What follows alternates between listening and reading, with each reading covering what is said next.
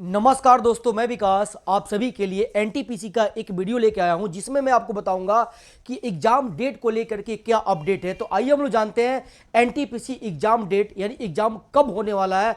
बच्चे इसको लेकर के बड़े परेशान हैं, तो आइए हम लोग यहां पे समझने वाले हैं। देखिए, आरपीएफ कांस्टेबल का जो एग्जाम है वो मार्च में आपका हो रहा है और मार्च के बाद में जो आपका एग्जाम नेक्स्ट होगा वो आपका शुरू होगा एनटीपीसी का ही।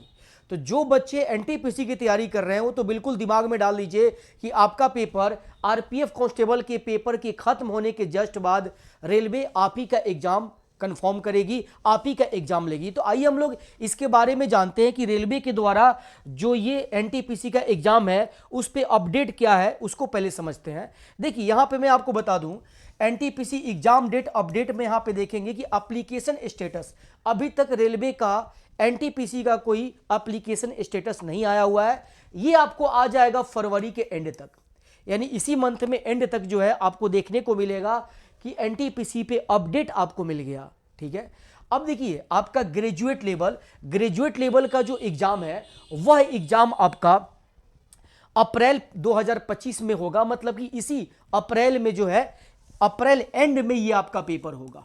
जो ग्रेजुएट लेवल का पेपर है 8113 वैकेंसी जो आपकी थी उसकी एग्जाम का डेट अप्रैल में होगा। उसके बाद जो अंडर ग्रेजुएट लेवल है यानी 12th पास वाले बच्चे हैं 3445 वैकेंसी वाली जो एग्जाम है वह एग्जाम आपकी मई एंड में और जून स्टार्टिंग में होगी, यानी मई से जून तक ये आपका एग्जाम कंफर्म होगा। तो ये बिल्कुल डेट फिक्स आप समझ लीजिए, क्योंकि इसी मंथ में आपका पेपर होना है, रेलवे के द्वारा आपका पेपर लिया जाएगा। नहीं तो फिर अगर समय इसमें नहीं हो पाया तो उधर एसएससी का पेपर शुरू हो जाएगा, फिर रेलवे का पेपर नहीं हो पाएगा। तो यहीं बीच में समय बच रहा है किसके लिए, तो आपके एनटीपीसी एग्जाम के लिए। तो एनटीपीसी का जो एग्जाम डेट है ग्रेजुएट लेवल वाले बच्चों का वह अप्रैल एंड में होगा, और जो अंडर ग्रेजुएट है 10th-12th वाले बच्चे हैं उनका पेपर होगा मई से जून के बीच में, यानी मई एंड और जून स्टार्टिंग में होगा। अब मैं आपको बता दूं कि ये जो आपका अपडेट है वो अपडेट फरवरी तक आपको देखने को मिल जाएगा, एंड तक एप्लीकेशन स्टेटस आपको बिल्कुल मिल जाएगा। अब यहां पे लेकर के बच्चे और भी एग्जाम को लेकर के बच्चे इसका सिलेबस यहां पे हम लोग समझ लेते हैं। जैसे ग्रेजुएट लेवल का अगर आप देखेंगे नोटिफिकेशन 13/9/2024 को आया था, और उसके 7-8 दिन के बाद अंडर ग्रेजुएट लेवल यानी 12th पास वालों का नोटिफिकेशन आया था। तो एग्जाम का जो एग्जाम होगा उसमें कंफर्म है कि ग्रेजुएट वालों का पहले होगा और 12th वालों का बाद में होगा, और ऐसा होना भी चाहिए। अगर ऐसा नहीं होता है तो प्रॉब्लम बच्चों को होगी। क्यों? क्योंकि अगर इनका पेपर पहले हो जाएगा तो ये क्या हो जाएंगे, एक तरह से इन बच्चों का जो सीट है उसको नहीं ले पाएंगे। इनका पहले पेपर होगा तो पहले इनकी ज्वाइनिंग भी कराई जाएगी। तो ये अगर ज्वाइनिंग को लेके कंफर्म हो जाएंगे तो ये बच्चे 12th वालों की सीट पे बिल्कुल ध्यान नहीं देंगे। अगर गलती से इनकी ज्वाइनिंग पहले करा दी जाए तो इसमें ये भी बच्चे आ जाएंगे, यानी अल्टीमेट इनका सीट क्या होगा, खराब हो जाएगा। तो रेलवे को बिल्कुल ऐसा ही करना चाहिए कि इसका पेपर पहले होगा और इसका पेपर बाद में होगा, ताकि ये बच्चे अपने ज्वाइनिंग को लेके कंफर्म हो जाए और इनके सीट पे ना जा पाए। इसमें बच्चों का भला है। तो ये बात आपको समझ में आ गई कि इसका पेपर पहले ही होगा और इसका बाद में होगा। जो एग्जाम डेट मैंने आपको बता दिया है कि ये आपका जो है अप्रैल एंड में एग्जाम शुरू हो जाएगा। इसका एग्जाम मई और जून में होगा, मई लास्ट में और जून स्टार्टिंग में होगा। अब यहाँ पे सीबीटी 1 और सीबीटी 2 पेपर आपको देना पड़ेगा। सीबीटी 1 का जो सिलेबस है उसमें मैथ्स 30 क्वेश्चन है, रीजनिंग 30 क्वेश्चन है और जनरल अवेयरनेस 40 क्वेश्चन है। इसमें आपको प्रत्येक क्वेश्चन एक एक नंबर का है, तो 30, अगर टोटल 100 क्वेश्चन है तो टोटल 100 नंबर का पेपर होगा। आपके लिए समय 90 मिनट दिया जाएगा।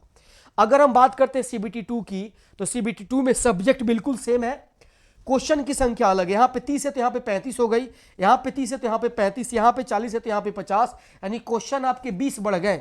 यहाँ पे 100 क्वेश्चन था, 20 बढ़ गया, तो 120 क्वेश्चन 120 नंबर का होगा, एक क्वेश्चन 1 नंबर का रहेगा, और समय आपको 90 मिनट ही दिया जाएगा।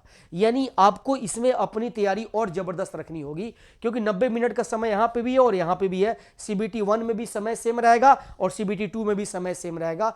इन दोनों एग्जाम्स का जो सिलेबस है, मैथ, रीजनिंग और जनरल अवेयरनेस का सिलेबस दोनों का सेम है। बस क्वेश्चन का लेवल अलग अलग रहेगा, इसमें थोड़े से लेवल अगर डाउन रहेंगे तो इसमें अच्छे लेवल आएंगे आपके, ठीक है। तो ये बात आपको बिल्कुल ध्यान दे करके तैयारी करनी होगी। और एग्जाम डेट को लेकर के मैंने आपको अपडेट दे दिया, यानी आपके पास समय कितना मिलता है। अगर आपका पेपर अप्रैल में शुरू हो जाता है ग्रेजुएट लेवल का, तो अप्रैल में अगर शुरू हो जाएगा तो यही फरवरी और मार्च, यानी 2 महीने, कह दीजिए कि 60 से 70 दिन का समय आपके पास बचा हुआ है। 60 से 70 दिन का समय आपके पास बचा हुआ है। इतने ही दिन में आपको अपनी तैयारी कंप्लीट करनी है। अगर इन बच्चों की हम बात करें तो इनसे 15-20 दिन के बाद इनका एग्जाम होगा, इसमें 20 दिन और ऐड कर लीजिए, यानी 80 से 90 दिन का समय जो है इन बच्चों के लिए बचा हुआ है। इतने दिन का समय 12th वाले बच्चों के लिए बचा हुआ है। तो मेरे भाई आपके पास 2 महीना और यहां पे 3 महीने मान लेते हैं, इनके पास 2 महीने का समय है और इनके पास 3 महीने का समय है। इसी में आपको अपनी तैयारी बेहतर लेवल पे लेकर के जानी है, क्योंकि सभी बच्चे इस एग्जाम में बैठेंगे और बहुत ही दमदार और जबरदस्त ये आपका एग्जाम होने वाला है। और इसमें आपको अपनी स्पीड और अपनी तैयारी को बहुत बढ़िया करनी होगी। स्पीड बढ़ाने के लिए डेली एक मॉक टेस्ट आप दिया कीजिए और चैप्टर वाइज भी आप टेस्ट दिया कीजिए। डेली मॉक टेस्ट दिया कीजिए और चैप्टर वाइज भी आप टेस्ट दिया कीजिए। उससे आपको पता चलेगा कि आपका स्पीड किस तरह का है और उसमें क्या आपको और अच्छा करना होगा। तो चलिए बच्चे, हम लोग फिर मिलेंगे दूसरे वीडियो में, तब तक के लिए जय हिंद।